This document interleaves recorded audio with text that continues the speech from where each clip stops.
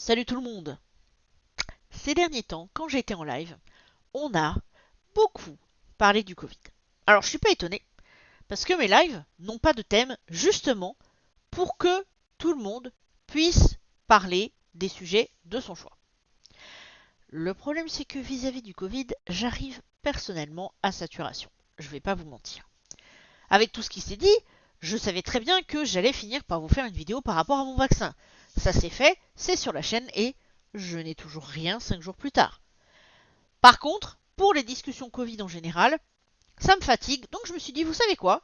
Quitte à faire une vidéo sur le vaccin, autant rajouter aussi une vidéo qui va récapituler, disons, quelques éléments de mes opinions vis-à-vis de la crise en général, avec en prime des liens dans la description. Comme ça, les prochaines fois où quelqu'un me parlera de ça pendant un live, je pourrai rediriger vers cette vidéo. Je tiens à préciser que je ne m'attends absolument pas à ce que tout le monde ait le même avis que moi. C'est pas mon but, et en fait, ça n'a jamais été mon but. Par contre, ce que je vous demande, c'est d'avoir l'esprit le plus ouvert possible et d'approcher la discussion de bonne foi. Bien entendu, il y a des sujets sur lesquels je suis ou je peux avoir l'air inflexible, parce que pour moi, la santé des gens, la protection du droit humain, c'est très important. Mais à côté de ça, je reste quand même ouverte à la discussion avec des gens qui ne sont pas d'accord avec moi, tant qu'on reste dans une certaine forme de respect. C'est d'ailleurs ce qui s'est passé dans le tout dernier live à ce sujet. Et du coup maintenant, allons-y. Déjà, le premier élément, pour moi en tout cas, c'est que la gestion de la crise a été catastrophique, irresponsable, abominable. Mais de toute façon, ça va à peu près avec la gestion du pays depuis quelques années. Genre, même quelques années, c'est limite gentil. Ça fait très longtemps.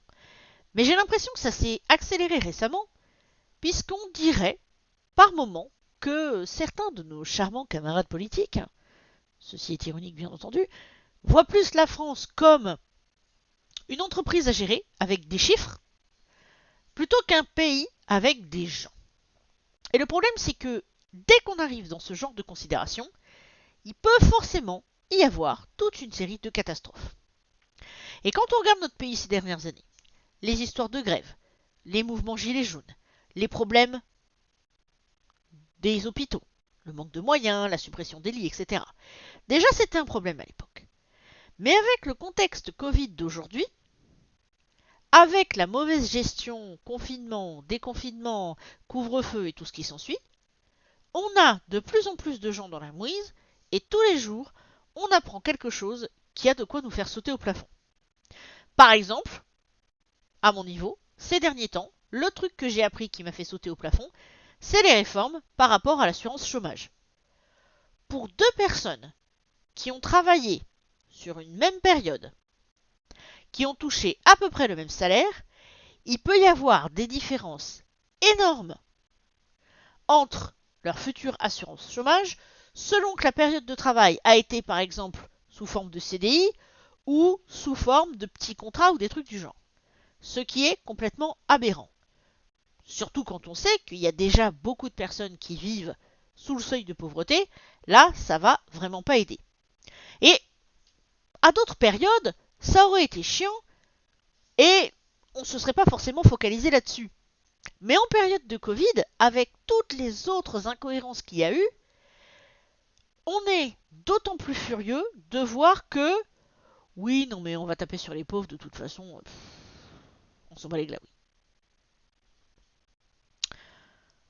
Donc ça déjà, c'est un truc posé.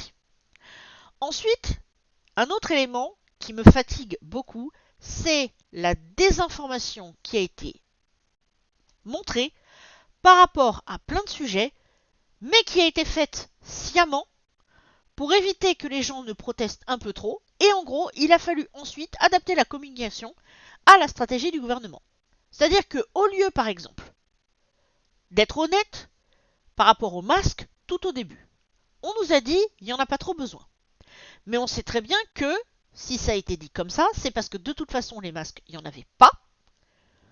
Et donc, plutôt que de dire il faut rationner, il faut laisser la priorité, et plutôt que d'être honnête sur le fait qu'il n'y en avait pas, on a préféré faire croire que c'était pas utile. Alors qu'ensuite, en étudiant les modes de transmission du virus, on s'est rendu compte que, sans le vaccin, déjà le masque, quand deux personnes le portent, ben, c'est quand même vraiment très utile. Donc forcément, quand pendant très longtemps on te dit il n'y a pas besoin et que quasiment du jour au lendemain on te dit t'as intérêt à porter ce masque sinon tu te chopes une amende, il y a de quoi voir les choses de manière très négative. Pour le vaccin, c'est pas forcément mieux. Bien entendu, je ne suis pas en train de dire que chacun de nos camarades politiques est responsable individuellement de tout ce qui s'est passé. Mais politiquement parlant, c'est vraiment n'importe quoi. Quand on entend par exemple ces temps-ci qu'on voudrait lever les brevets pour faire en sorte que le vaccin devienne un bien mondial. Ils sont bien mignons, mais on a déjà, soi-disant, pas assez de doses pour tout le monde, donc le fait que le brevet soit levé, là maintenant tout de suite, ça va pas changer grand-chose en fait. Parce qu'il y a pas mal de sources qui nous disent que pour pouvoir configurer une usine pour produire le vaccin, il faut un certain temps, il faut pouvoir mettre les machines en place, il faut avoir les ressources en personnel, etc., etc., etc. Donc, il faut arrêter de se moquer du monde. Le problème qu'on a eu avec le vaccin, c'est qu'ils ont voulu restreindre dès le début, mais, selon moi en tout cas, ils l'ont fait un peu dans n'importe quel ordre, parce que par exemple, quand on nous dit qu'au départ, le vaccin devait être en priorité pour les personnes âgées dans les EHPAD. Je ne dis pas qu'il ne fallait pas vacciner les personnes âgées. Il ne faut pas me faire dire ce que j'ai pas dit. Par contre, quand on réfléchit au mouvement des gens et donc au mode de transmission de la maladie, etc., la logique, pour moi en tout cas, aurait été que dès le départ, on vaccine en priorité les personnels de santé, les personnels d'urgence du style pompiers et, en troisième lieu, tous les personnels enseignants. Pourquoi ? Parce qu'on a eu justement un yo-yo par rapport à l'ouverture, fermeture des écoles. Et c'est vraiment n'importe quoi. Parce que ça aussi, on peut en parler, de la bêtise par rapport à la fermeture des écoles. Parce qu'un coup, on les ferme un petit peu, après on nous dit que le virus ne se transmet pas plus par les enfants qu'autre chose, et puis au final, tiens, mais attendez, pendant que les écoles étaient fermées, le virus se transmettait moins. Ben oui, Trouduc, c'est un petit peu normal en fait, hein, puisqu'on sait très bien que déjà les adultes ont des problèmes avec tout ce qui est masque et distanciation. C'est pas chez les gosses que ça va être mieux, hein. Je dis ça, je dis rien. Il y avait vraiment une logique à ce que les gens demandent que les écoles soient fermées.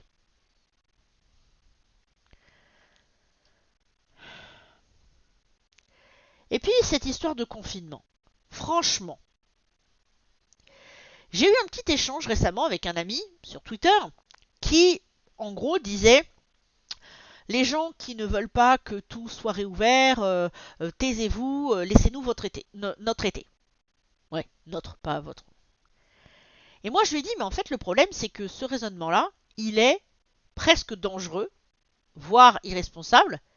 Pas par rapport à mon ami en particulier, parce que je sais que c'est quelqu'un d'intelligent qui va mettre son masque et respecter les normes de sécurité, mais parce que, malheureusement, aujourd'hui, on a énormément de gens qui n'attendent qu'une chose, c'est de pouvoir retourner à la vie normale, en oubliant que le Covid, lui, il se fiche complètement de ton état d'esprit par rapport à ça.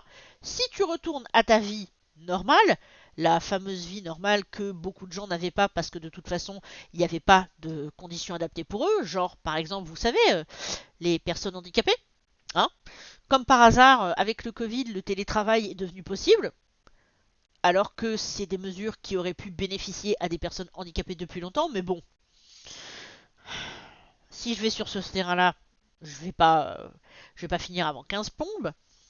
Mais donc pour le coup, euh, mince, j'étais en train de dire quoi au juste. Vous voyez, c'est ça la difficulté. Je suis en train d'enregistrer une vidéo potentiellement sérieuse et je m'embrouille toute seule. Confinement, télétravail. Bref, l'histoire du confinement, donc, Tant pis si je m'embrouille, c'est pas grave. J'ai pas envie de recommencer la vidéo 15 000 fois. Et puis au moins vous verrez un bout de fail. Et donc, par rapport au déconfinement, premier coup, oui, alors on va déconfiner avant l'été. Quand t'es un peu cynique, tu te dis, ouais, l'argent des touristes. Et puis après, tu te dis, mais attendez un instant, attendez un instant. Donc ça veut dire que depuis l'été 2020, tout ce qui est couvre-feu et confinement a été conditionné à l'argent des touristes ou autres. Parce que, rappelez-vous, vers Noël, on avait eu aussi un déconfinement. Bah oui, vous pensez bien, fallait pouvoir acheter les cadeaux. Enfin, voyons, un peu de sérieux, camarades. Et là, on nous annonce un déconfinement. Bah oui, mais on arrive à l'été. Ah, ça y est, je me rappelle maintenant. Je parlais avec un ami sur Twitter de cette histoire de déconfinement et lui me parlait de vouloir garder son été et je disais que c'est quelque chose d'un peu irresponsable. Et pour revenir et relier un petit peu tout ce que j'étais en train de dire, moi le problème que j'ai avec ça, c'est pas les gens comme mon ami, puisque je vous disais que c'est quelqu'un de responsable. Mon vrai problème, c'est tous ces gens qui, à chaque fois qu'on a parlé d'un allègement des mesures, ces gens-là se ruent dehors, ils font tout et n'importe quoi, et qu'on ne mette pas de masque, et qu'on ne respecte pas les mesures, on s'en fiche complètement, on veut retourner à la fameuse vie d'avant. Et c'est là que j'ai commencé à m'exciter toute seule. Personnellement, je ne veux pas la vie d'avant.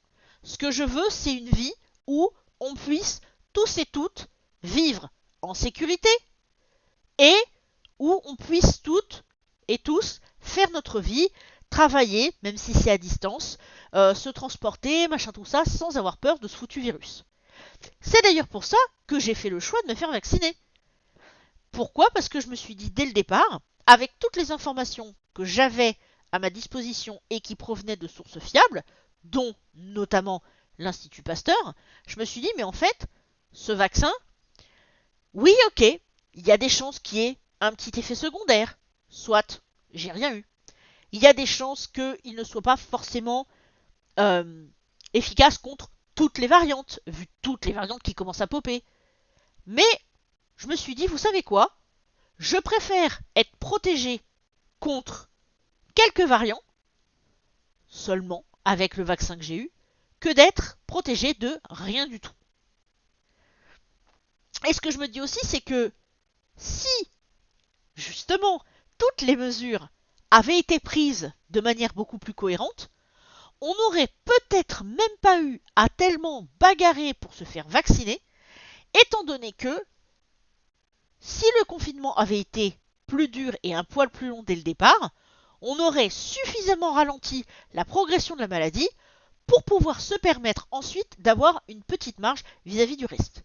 Mais résultat, par rapport à tout ça, pourquoi ça m'énerve tout le temps, et autant, je me mélange, cette histoire par rapport au confinement? Tout simplement parce qu'en plus, on nous dit, à certains moments, pour justifier tout ce bazar, qu'il faut bien défendre l'économie et qu'on ne peut pas bloquer le pays indéfiniment. Oui, d'accord les copains. Le petit problème, c'est que si dès le départ on avait bloqué ne serait-ce qu'un mois de plus, on n'aurait pas eu tout le yo-yo qu'on a eu après. On n'aurait pas forcément eu toutes ces entreprises en difficulté de manière complètement indéfinie depuis presque un an. On n'aurait pas eu des gens qui ont été obligés de licencier ou de mettre la clé sous la porte, tout ça parce que le gouvernement n'était pas foutu d'avoir un avis définitif et correct vis-à-vis des mesures à prendre. Excusez-moi, mais j'ai des amis qui, un coup, ah, on est au chômage partiel, un coup, ah, on retourne bosser, ah ben non, on retourne à ceci, ah ben non, on retourne à cela. Je veux dire, pourquoi les gens sont désespérés aujourd'hui? Ils sont désespérés parce qu'il n'y a pas de fin en vue. C'est-à-dire que même aujourd'hui, avec le calendrier des réouvertures, vous avez la petite mention qui a tout son sens qui dit ouais mais en fait si jamais ça empire on peut changer encore les mesures. Elle est où du coup la cohérence? Elle est où? Il n'y a pas eu de réelle fermeture des frontières. Il n'y a pas eu de réel contrôle par rapport au confinement et au couvre-feu. Parce que, ça je peux vous le dire, hein, moi ça m'est arrivé de sortir pour aller voir Monsieur Smiles.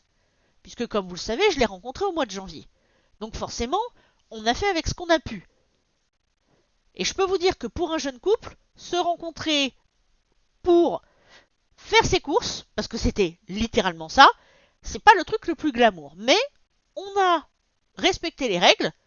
Voilà, il faut une attestation, on prend l'attestation. Il faut le masque, on prend le masque. On a du gel sur nous dans les transports, distanciation, etc.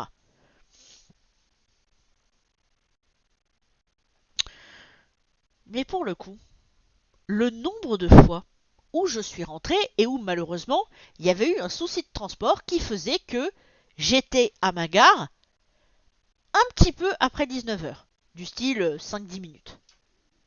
J'ai jamais vu une seule patrouille, j'ai jamais vu un seul contrôle, rien, jamais, ni en journée dans Paris, ni le soir en arrivant dans ma ville. Rien. Et pourtant, au début, je vous cacherai pas que, par exemple, quand j'allais sortir mon chien à 21h, 22h, étant donné que je passe par un coin où il y a quasiment personne à cette heure-là, il y a des moments où je le mettais pas, le masque. Mais c'était même pas parce que je voulais désobéir à la loi ou des trucs comme ça, c'était juste parce que je savais que j'allais croiser personne, et puis en plus, c'est pas comme si on avait des sources illimitées de masques à la maison, parce qu'il faut encore aller les acheter, même si c'est pas cher, vous voyez. Donc, à ce stade, je dis beaucoup de choses, et c'est vrai que c'est très embrouillé, et c'est vrai que c'est pas le sujet le plus jojo du monde, mais avec tout ce que je viens de vous dire, malgré le côté assez brouillon, parce que je vous cacherai pas qu'il y a des fois, plus je suis énervé, plus c'est brouillon. Et on dirait pas comme ça, mais le sujet m'énerve profondément. C'est pas vous qui m'énervez les gens, hein, vous inquiétez pas, c'est vraiment la gestion globale. Mais avec tout ça, bah,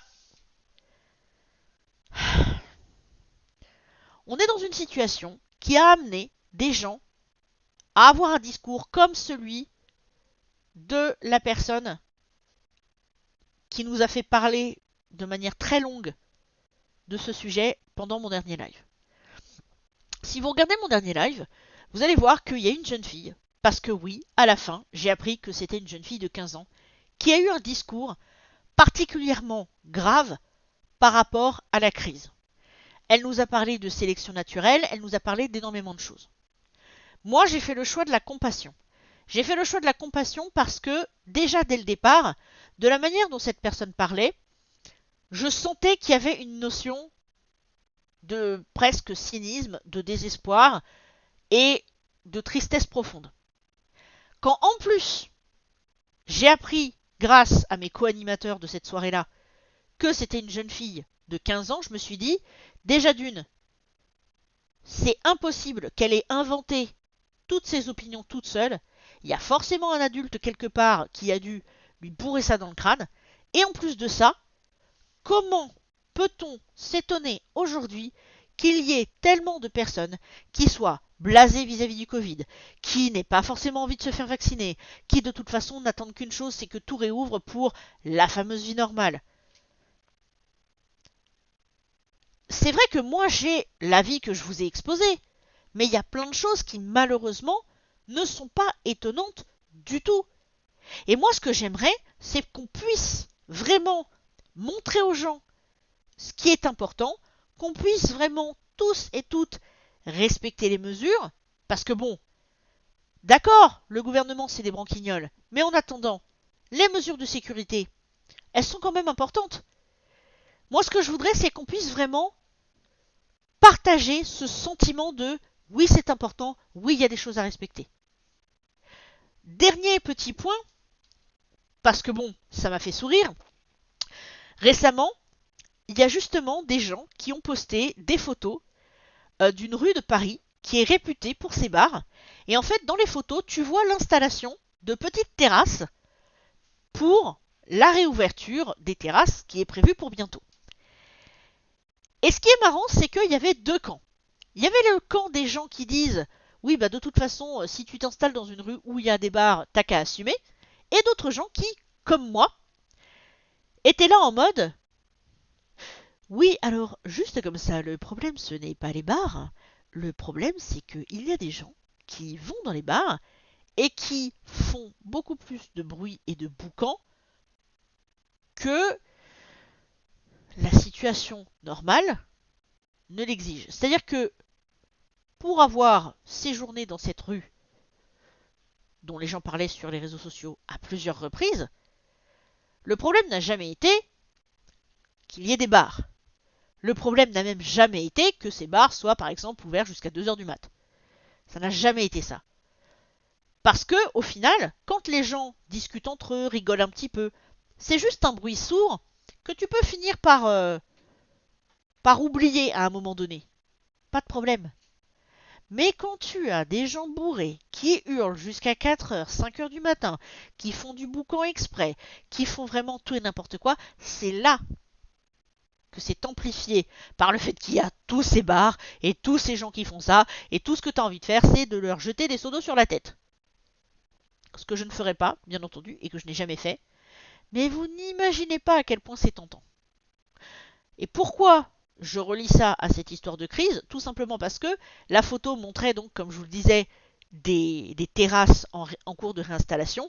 Et là, je me dis, ah ouais, donc en fait, même dans ce calendrier des réouvertures, on ne prévoit pas de véritables aménagements parce que quand tu regardes, la rue dont je vous parle, c'est une rue qui est à sens unique, dans laquelle il y a des bus qui passent, qui est assez large pour à peu près, normalement, 2 voitures de taille lambda.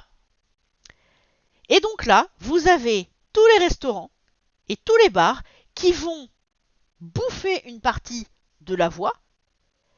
Et ça va causer encore plus de problèmes parce que, en plus du souci des terrasses et du fait que les gens fassent du bruit, etc., vous allez bientôt avoir les conducteurs qui vont être à klaxonner comme je ne sais quoi dans cette rue.